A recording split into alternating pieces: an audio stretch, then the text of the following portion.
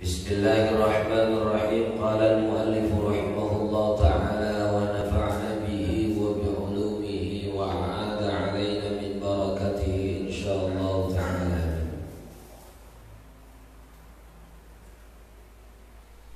Faslun, bermula ini satu fasal fi dzikri syai'in minal a'yani al-mutanajjasati, menjelaskan tentang najis-najis aini, wa ma yadhuru minha, dan perkara yang bisa suci sebab itu. Bittibaqi, dikarenakan disamak. Samak apa sama? Sama apa sama? Sama bahasa Indonesia apa bahasa Indonesia? Wa ma la yadhuru, dan perkara yang tidak bisa mensucikan. Wa juludul maitati, dan kulit bangkai. Kulluha tathuru bittibaq, semuanya bisa suci karena disamak. Sama apa sama? Nah, ada bahasa lain di sini. Kulit dilepas dari badannya, kemudian lendir-lendirnya itu diseset, habis itu dijemur, dikeringin, habis dikeringin baru biasanya dikasih pasir atau tanah. Setelah itu ada juga yang pakai tai burung, ada nggak? Nah, habis itu disiram pakai air biar nggak bau. Itu namanya apa? Samak. Orang kampung semua itu ya apa? Sama ya? Sama gitu. Sawa'un fi dzalika, baik hal itu maitatu mahkulil lahmi wa ghairihi, bangkai yang dagingnya boleh dimakan atau tidak boleh dimakan. Wa kaifiyatud dabghi ayyanzi'a fudul al-jildi mimma ya'fuluhu min ad-dammi wa nahwihi, tata cara menyamak, melepaskan kelebihan-kelebihan yang ada di kulit atau yang menempel di kulit daripada yang menyatu berupa darah dan seumpamanya dengan sesuatu yang sifatnya seperti debu, kasfin, ini macam debu yang ada di sana di Arab. Walau kana al-harifu najisan, sekalipun debu atau tanahnya itu najis, kata burung tadi. Kazarkin hammami, seperti kotoran burung. Kafa fiddabi, maka cukup dalam menyamak. Illa jiddal kalbi wal khinzir, kecuali kulitnya anjing dan babi. Wa ma tawallada minhuma, dan hewan yang terlahir dari keduanya, au min ahadihima, atau dari salah satu keduanya. Ma'a hayawanin tahirin, yang nikah dengan hewan yang suci. Lakinya kambing, empuannya anjing, ada nggak? Kambing sama anjing kawin ada nggak? Ada nggak? Ada aja.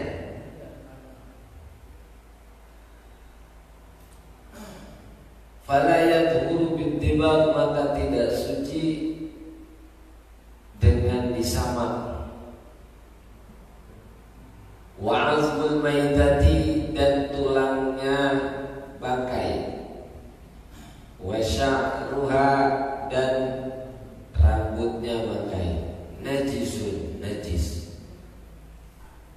Wa kadzal maitatu, begitu juga bangkai.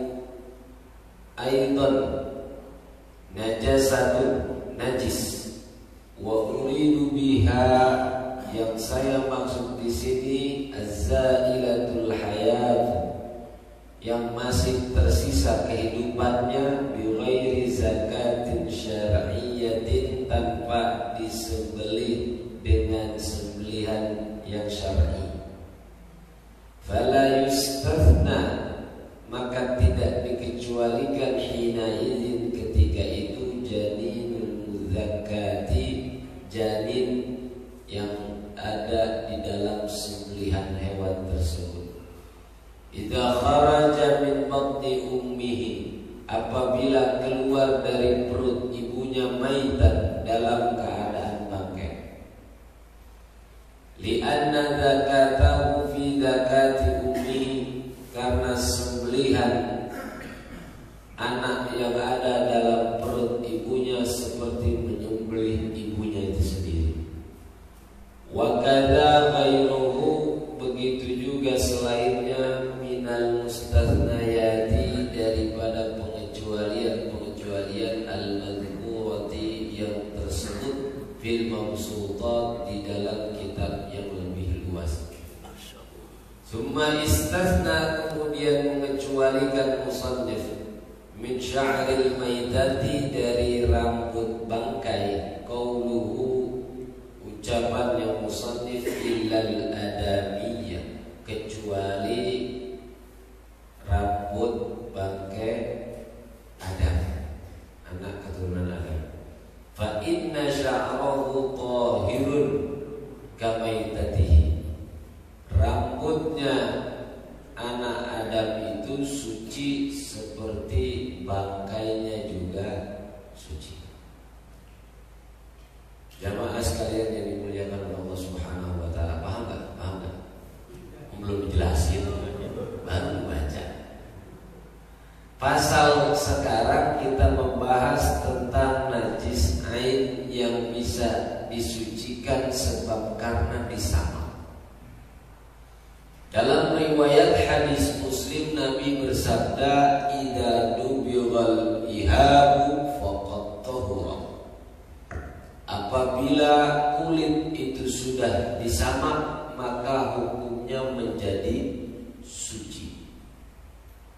Abdullah bin Abbas, seorang sahabat Nabi, dia sahabat masih muda tapi masuk golongan kibarus sahabat. Ada sahabat yang berjumpa sama Nabi masih usia muda, tapi karena rajin dan dekatnya kepada Nabi jadi kibarus sahabat. Jajaran kibarus sahabat, sahabat yang dekat kepada Nabi dan sahabat yang tergolong orang-orang pintar dan orang-orang yang berpengaruh dalam perjuangan Islam.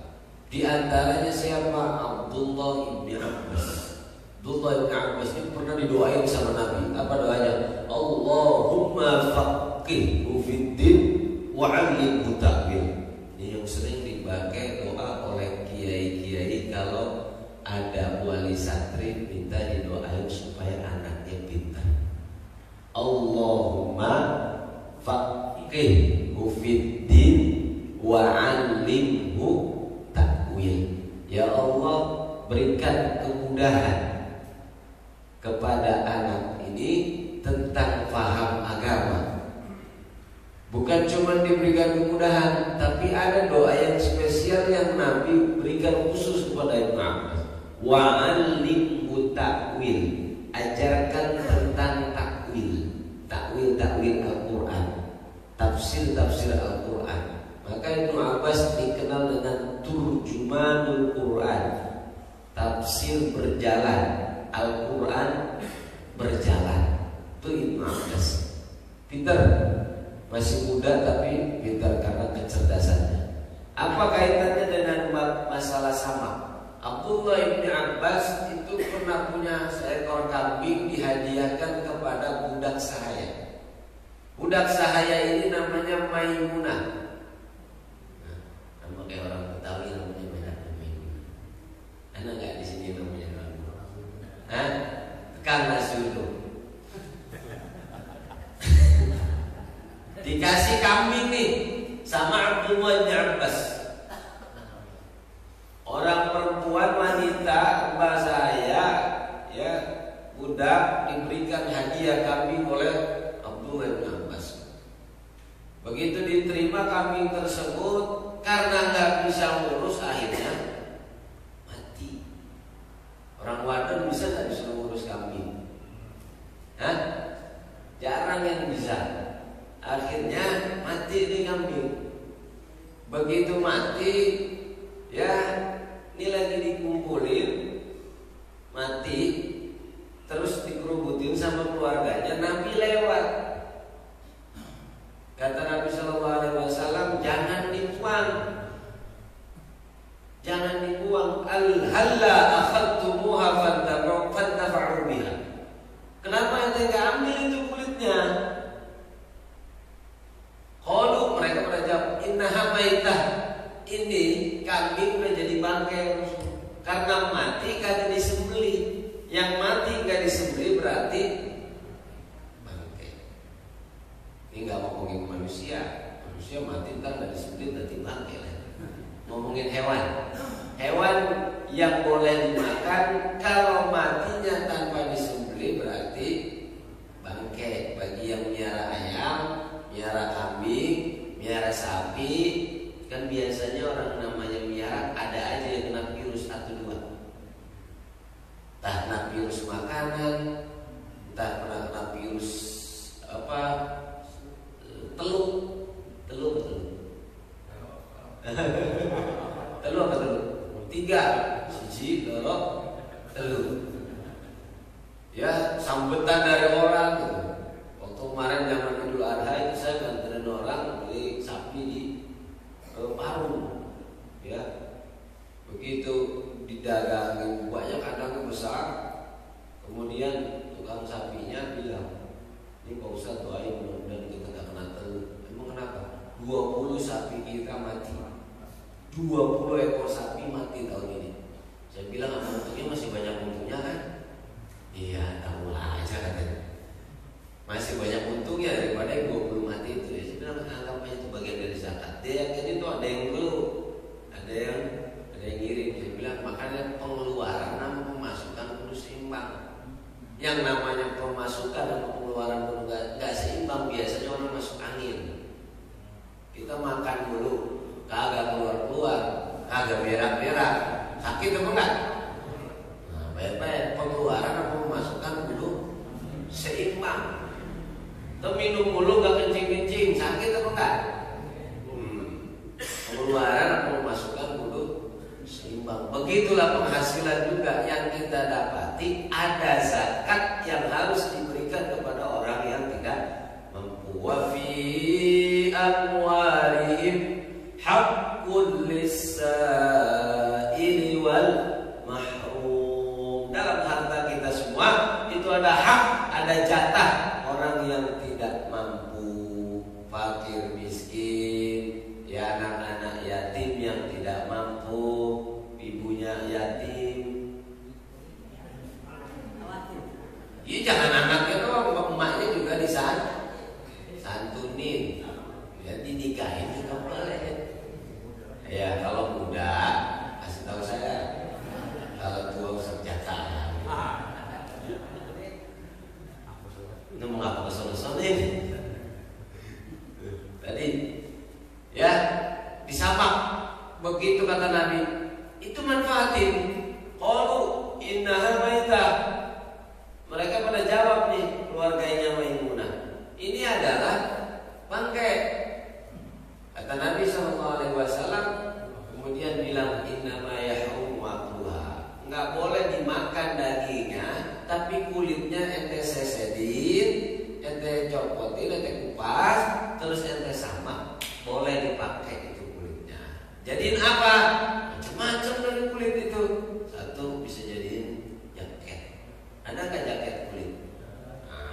kambing apa kulit buaya? Kulit kambing, kulit buaya, kulit sapi, apa pokoknya jaket. Ya, nanti saya lanjutkan pembahasannya. Bisa dijadikan tas. Ada nggak Bu suka pernah belanja di Tajur tas? Ya, Tajur mana Tajur? Bogor. Tas kulit banyak kan? Tas kulit banyak kan? Taman lakinya jarang ngajak. Tas kulit, ya kan? Dari macam-macam kulit pakai. Nah, ini kemudian ada yang juga menjadikan tikar, menjadikan sejadah dari kulit macam-macam. Kata Nabi, ente manfaatin tuh bisa kulitnya asal disamak dulu. Gitu. Asal disamak dulu. Kalau disamak dulu maka boleh. Kecuali dua macam yang nggak boleh. Satu kulit anjing, yang kedua kulit babi. Maka kulit anjing dengan kulit babi sekalipun disamak itu tidak menjadi suci dalam mazhab Syafi'i. Tetap nggak boleh. Atau yang terlahir dari keduanya. Yang terlahir dari keduanya apa? Tadi katakan anjing dengan babi kawin. Ya, anjing kalau babi kawin, mas kawinnya apa kira-kira? Hah? Oh, entah. Ya, punya anak. Kemudian anaknya ini namanya anak apa? Kambing sama anjing kawin. Anjing sama anjing kawin, anak namanya anak anjing. Kambing dengan kambing kawin namanya anak kambing. Anjing dengan kambing kawin namanya anak kebo. Ya, kalau ada terlahir anak terjadi pernikahan, ini fikih udah dibahas dari dulu. Terjadi pernikahan, terlahirlah anak, kemudian anak itu mati di got atau mati di jalan, mati ketabrak, nyawanya hilang jadi bangkai. Apakah kulitnya bisa kita gunakan? Tidak, karena itu merupakan najis dari pengecualian dua hewan yang tidak bisa digunakan saat sudah menjadi bangkai, walaupun hanya sekedar dengan disamak, enggak boleh. Ya, jadi persilangan antara kambing dengan anjing atau babi dengan kambing atau dengan sapi, ya kan? Kemudian melahirkan anak, pernikahan itu tahu kawinnya di kandang atau kawinnya di hutan? Ya tahu di mana kawinnya. Melahirkan anak-anaknya menjadi bangkai, kulitnya nggak boleh dipakai karena itu adalah najis mughallabah. Kalau dari hasil pernikahan itu, zahirnya berbentuk kambing. Sebelum itu bagaimana apa dagingnya halal atau tidak? Zahirnya bentuk kambing, tapi hasilnya dari persilangan dua hewan, yang satu boleh dimakan hewannya, yang satu tidak boleh. Tetap tidak boleh. Yang namanya anak zina, mau dia ganteng, mau dia jelek, tetap anak. Yang namanya mau dia bentuknya kambing, mau dia bentuknya anjing, karena hasil dari perkawinan atau persilangan yang haram dan halal dimakan, tetap haram.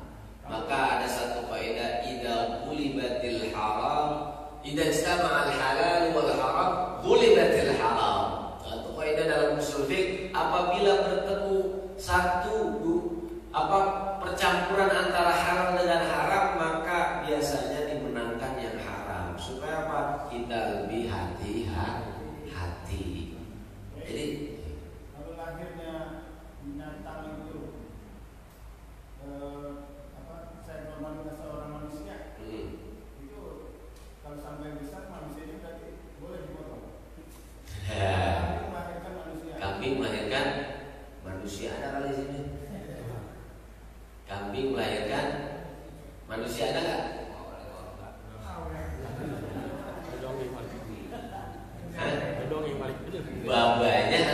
Babanya siapa itu? Kambing siapa itu babanya? Kambing lahirin manusia.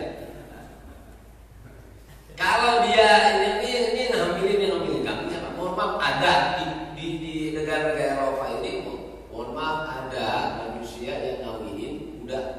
Ada nggak? Ada. Manusia ngawinin sapi, ada.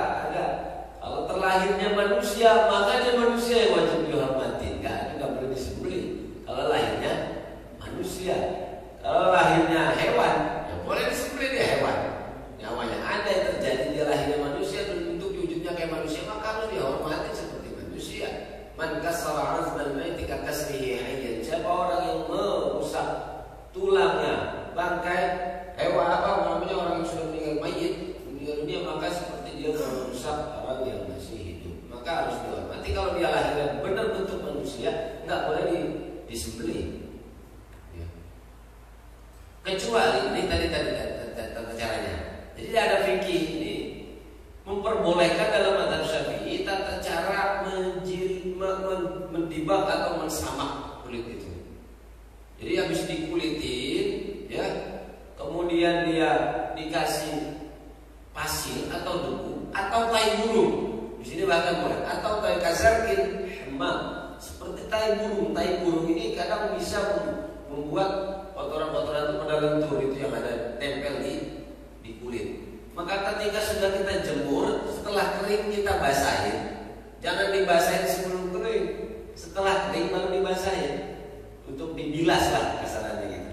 Baru, nah itu boleh dipakai. Kalau digunakan buat jaket, digunakan buat apa namanya sarung, digunakan buat ini suci itu Pak, maka masih bisa dimanfaatkan.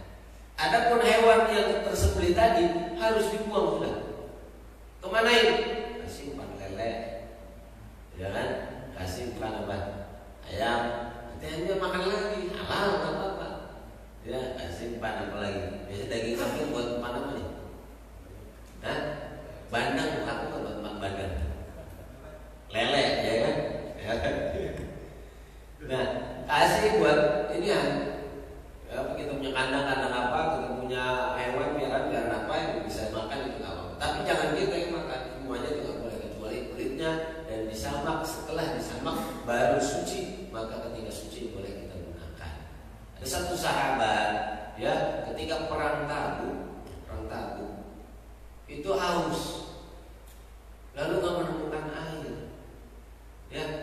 Setelah nggak menemukan air, tiba-tiba dia cari, ketemu seorang wanita yang lagi pegang air. Cuman wadah airnya dari samakan kulit kambing, kulit onta. Lalu kemudian dia tanya sama Rasulullah, ya Rasulullah, ini gimana? Saya mau minum haus, nggak ada minuman. Yang ada yang mau diwadahin sama kulit. Kata Nabi Sallallahu Alaihi Wasallam, ayyuma ihabin dubila faqad tahura. Kalau sudah disamak itu kulit, maka boleh diminum. Wadah itu dijadikan untuk minum air saat keadaan haus, dan setelah disamak maka air yang ditempatkan di kulit yang telah disamak itu hukumnya juga suci dan boleh diminum. Kalau airnya air putih, kalau airnya air yang lain yang apa namanya berbangsa-bangsa air khamr nggak boleh tetap kalau air khamr. Illal adami wa azmul maitah wa sya'ruha najis. Begitu juga tulang, ya, tulang daripada bangkai rambutnya najis. Tulangnya juga boleh pakai nih. Biasanya tulang dipakai buat apa? Kalung, pipa, atau cangkong, ya kan? Kalau dia bentuknya dari setelah mayit atau bangkai, ini nggak boleh, najis. Tapi kalau dia terpotong dengan cara zakatin syar'iyyatin, dipotong dengan cara syar'i, ya, Bismillahirrahmanirrahim, potong, maka boleh itu masih semuanya nggak najis, halal, boleh. Ya, tapi kalau terpotong, tidak terpotong secara syariat atau dia jatuh atau matinya juga tertembak, nggak boleh dipakai tulangnya. Yang boleh dipakai cuma satu kulit yang kemudian disamak, dan setelah disamak, dikeringkan, dicuci, baru digunakan, maka itu adalah menjadi suci. Pengecualiannya itu yang nggak boleh azmul maitah wa sya'ruha najis. Maka kalau beli ada apa namanya berbangsa tulang ini hati-hati. Atau rambut, ya biasanya gantungan apa? Kunci, buntut apa? Kambing jadi gantungan kunci. Kalau seandainya kambingnya itu hasil sembelihan nggak apa-apa. Tapi kalau kambingnya mati, nggak boleh ada gunakan itu najis nanti. Bawa najis kantong kita sholat lah. Jadi imam, Allahu Akbar. Kantongnya di kantongnya ada najis, membawa najis, ambil najis, membawa najis nggak bisa itu nggak boleh. Ya mata. Illal adamiyah kecuali ya adami, maka ya kulit adami itu nggak boleh.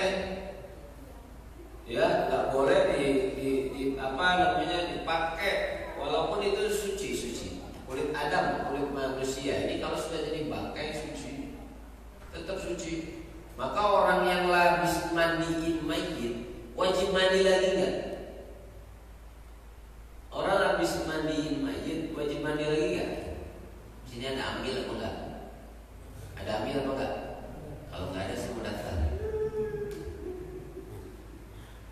Man ghassala al-mayyit faqad igtasala. Siapa yang memandikan mayit kata Nabi maka mandi lagi. Tapi ulama beda pendapat, perintah ini wajib apa enggak? Nah, ada ulama yang memberikan pendapat wajib mandi lagi. Karena walaupun anak Adam tidak suci, tidak najis, tapi sebaiknya dia harus mandi lagi karena harus membersihkan kotoran-kotoran yang menempel ya kan. Mayit kalau sudah selesai meninggal dunia kan ada kotoran-kotoran yang menempel, entah kotoran dari dubur atau kubul atau segala macamnya yang dia nggak tahu kita lagi akhir hidupnya apa. Ada kan yang matinya di WC ada? Hah? Ya ada kotoran-kotoran yang terkena di badannya sehingga lebih aman aja mandi lagi. Ada yang memerintahkan untuk wudu, maksudnya untuk wudu. Ada mazhab Syafi'i kaulnya ini menyatakan bahwa kita disunahkan saja untuk mandi lagi disunahkan. Yang habis mandiin mayit disunahkan. Di kampung saya mandi mayit 750.000. Murah. Di Mari berapa? Juta. 1,5 juta. Itu kalau mayitnya kurus. Kalau gemuk 2 kali lipat kan capeknya.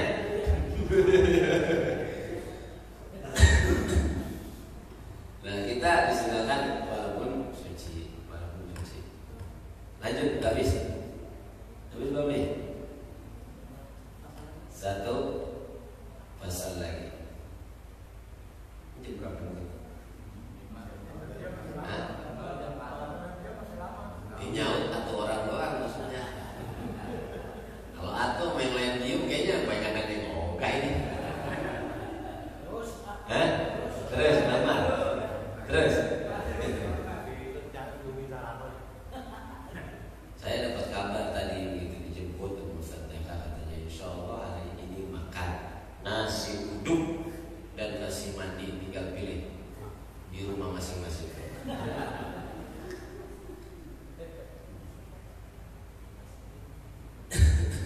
Bismillahirrahmanirrahim. Lanjut nih. Bismillahirrahmanirrahim. Faslun fi bayani ma yahrum isti'maluhu minal lawani wa ma yajuzu. Fasal menjelaskan tentang yang haram digunakan dari bejana dan yang halal. Wa bada'a bil awwal dan memulai musannif di awal yaitu yang haram digunakan.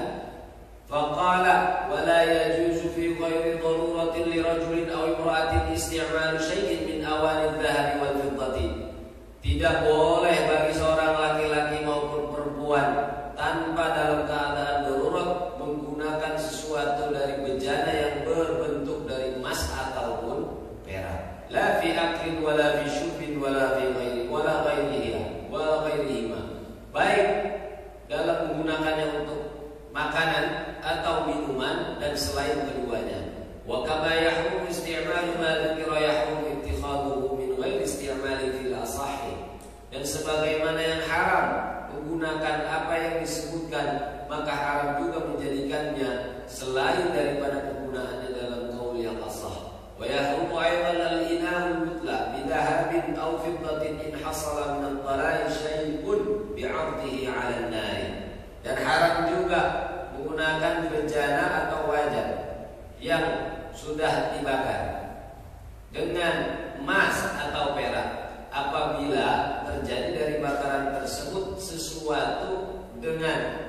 benda tersebut ada apinya. Bu, pasal tentang masalah penggunaan bejana, baik itu bejana piring dari piring maupun bejana itu dari mangkok maupun bejana itu berupa sendok alat dapur nih, maupun dia bejana itu berupa teko maupun bejana itu berupa gelas maupun apa lagi nampan ya, ini nggak boleh digunakan kalau bentuknya dari emas. Wah, kayaknya orang kita jarang ya punya ini. Nah, gelas teh numpang ngopi, gelasnya gelas emas, bukan kopinya yang diminum. Gelasnya di bawah. Kantong gelasnya bisa. Nah, ini Islam melarang menggunakan emas yang terbentuk dalam bentuk wadah bejana dan perak digunakan untuk baik dalam buat makan, piring, kemudian juga nampan apa itu segala macamnya ya, mangkok, atau buat minum, gelas, teko, macam-macam itu nggak boleh kalau terbuat dari emas maupun perak digunakan untuk dipakai tempat makan maupun minum. Lagi mah orang kita kalau dikasih gelas yang berbentuk emas, gua jual. Bener kan? Iya, mendingan dijual. Emas makan dipakai yang enak. Emas dipakai ya, dipakai emas itu dipakai. Nah, ini nggak boleh. Kenapa? Wakulu washrabu wa la tusrifu. Makanlah kalian dan minumlah kalian, jangan mubazir, jangan berlebihan. Jangan kita gunakan bejana yang berlebihan. Bejana berbentuk emas mentang-mentang penghasilannya 1 bulan 2 miliar, cukup kan? 1 bulan 2 miliar banyak apa dikit? Hah? Dikit. 1 bulan 2 miliar dikit atau banyak? Hah? Kalau karena belum biasa banyak. Ntar mah kalau udah biasa dikit, kurang. Manusia, kata Nabi SAW, andai manusia diberikan emas dan emas yang ada dalam 2 gunung. Gunung ini isinya semuanya emas. Kata Nabi, dikasih sama manusia, dikasih sama fulan, pasti dia minta 3 gunung. Dikasih 3 gunung, minta 4 gunung. Dikasih 4 gunung. Karena dunia gak pernah mencapai puncak titik kepuasan. Yang namanya orang sekarang bulanan ini gaji 5 juta, pasti dia pengen nanti kakek enak kali kayak si Anu gaji 10 juta. Ya, begitu dapat 10 juta, enak kali kayak si Anu gaji 15 juta. Begitu dapat 15 juta, enak kali kayak si Anu gaji 20 juta. Begitu dapat 20 juta, enak kali kayak si Anu nongkrong dong di pos kamu dapat duit 25. Nongkrong dong di pos kamu dapat duit 25. Ada kayak gini? Ada, kontrakan mererot. Kontrakannya bejibun. Jadi nongkrong doang juga dapat duit. Ini nggak boleh. Walaupun kita sanggup, walaupun kita mampu untuk membeli bejana tersebut, maka kita tidak boleh gunakan untuk makan maupun minum. Kalau buat ngapain koleksi doang emas, sayang banget. Ini logam mulia, mumpung lagi naik ini logam mulia. Ya kan, kalau punya koleksi begitu, jadi logam mulia aja. Jadi logam mulia sekarang lagi naik 750 per 60. Nah, 700. Logam mulia itu, ya kalau disimpan, mahal terus, naik terus gitu. Beda apa yang dipakai anting atau cincin, ya atau kalung dijatuh karena apa? Udah terukir.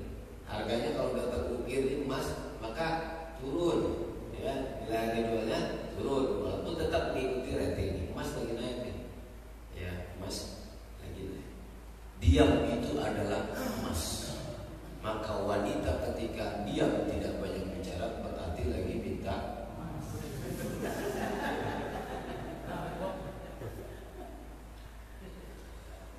Wa yajuzu ihtimalu ina'i wa isti'malu ina'i ghairihima. Boleh wadah atau bejana selain keduanya, selain dahab maupun fiddah. Ai ghairi dzahab wal fiddah minal awani, daripada bejana-bejana an-nafisah yang bagus, kaina yaqutin, seperti bejana yang terbuat dari mutiara. Kalau terbuat dari mutiara tapi tidak ada nilai emas dan peraknya, enggak apa-apa. Wa yahrumul ina'u wal mudabbab bi dabbatin fiddatin kabiratin 'urfan li zinatin fa in kanat kabiratan li hajatin jaza ma'al karaha aw saghiratin 'urfan li zinatin kurihat aw li hajatin fala tukrahu. Kenapa, Bu? Kenapa? Romana ada yang punahnya main. Dan haram menggunakan ina mudabbab yang dicampur dengan perak, baik itu peraknya ukurannya kadarnya. Jadi di gelas, ya, ini ada yang campurannya dengan perak, entah gagangnya yang terbentuk dari perak, ya, maupun atasnya. Baik campurannya itu besar, ukuran kadar campuran itu banyak, untuk hiasan. Fa in kanat kabiratan li hajatin, kalau untuk hajat jaza, enggak apa-apa. Ma'al karaha, sekalipun makruh. Au saghiratin 'urfan li zinatin kuriha, atau sedikit, ya, bagian ujungnya aja ada peraknya, enggak apa-apa walaupun makruh. Tidak pure dari perak. Tadi yang haram itu pure, ini semuanya nih dari sini dari atas sampai bawah ini semuanya perak atau semuanya emas, pure perak haram. Tapi kalau ada campuran ini boleh. Kalau campurannya banyak, kemudian juga ada kebutuhan untuk digunakan. Biasanya kira-kira kalau kita punya gelas, kebutuhannya apa kira-kira kalau dicampur sama perak? Kebutuhannya apa? Gaya hidup. Ya, ada kebutuhannya selain itu apa? Kalau emas, perak, ya, dipakai dalam satu wajan, ya, wadah gelas atau wadah piring atau wadah mangkok, ini kebutuhan apa kira-kira? Orang butuh kan? Kali-kali orang minum di gelas yang berbentuk emas beda sama minum di gelas yang berbentuk beling gini. Hah? Ausnya beda kali ya hilangnya?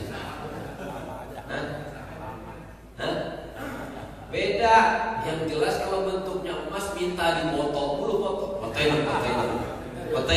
nih. Gua punya gelas emas nih. Nggak ada yang punya kampung sini, ya kan? Gitu. Nah itulah yang mengkhawatirkan. Kenapa syariat tidak memperbolehkan? Mengkhawatirkan orang akan sombong. Maka sombong itu la yadkhulul jannah, tidak akan masuk ke dalam surga man kana fi qalbihi mithqalu dzarratin min habatin minal kibriya. Orang yang di dalam hatinya ada sebutir darah daripada kesombongan. Maksudnya dia muslim, kok masuk surga? Nggak masuk surga duluan karena dia hisab dengan kesombongan. Kata Nabi Sallallahu Alaihi Wasallam melalui firman-Nya Allah dalam hadis qudsi, al-kibriya'u ridai, kibriya, sombong itu adalah pakaian aku, sorban aku, selendang aku. Siapa yang mengambil selendang aku, berarti dia tidak zalim sama aku. Hanya Allah yang punya sifat wa huwal mutakabbir. Allah adalah yang maha sombong. Pantas Allah sombong. Karena apa? Nyiptain langit dan bumi. Kita yang disombongin apa? Tercipta dari setetes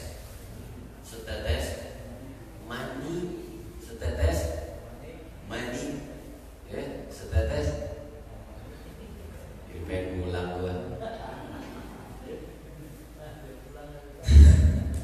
Fala tukrahu, maka tidak haram, tidak makruh, boleh kalau ada campuran aja gitu kan. Campuran saja. Cincin dari perak, boleh enggak? Boleh enggak? Orang laki boleh, orang perempuan juga boleh, tapi orang laki enggak boleh pakai emas. Orang laki enggak boleh pakai emas, beli emas rada banyakan, boleh Bu ya? Buat bininya, tapi pakai emas orang laki tak boleh.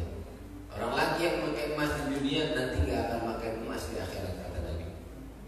Pakai perak boleh, pakai emas jangan.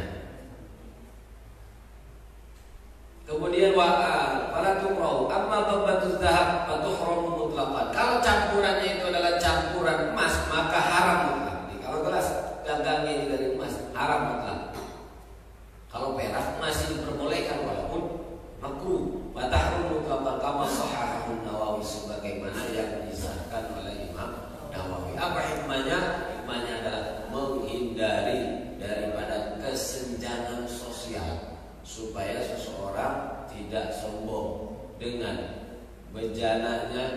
dengan perabotan rumah tangganya bahwa dialah orang yang paling kaya dan menunjukkan bahwa peralatan-peralatannya itu dari emas. Nah, ini enggak diperbolehkan.